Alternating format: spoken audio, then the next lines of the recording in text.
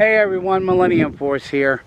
We're between Folkestone and Waycross, and we're by the railroad tracks here. But before they come by, I wanted to let you know there's no crossing here. Look behind me.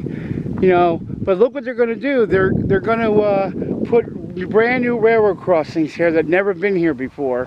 I guess because there's people starting to move in the area, and that's where a signal is going to go. There's the wires out of the ground. The boxes are across the street.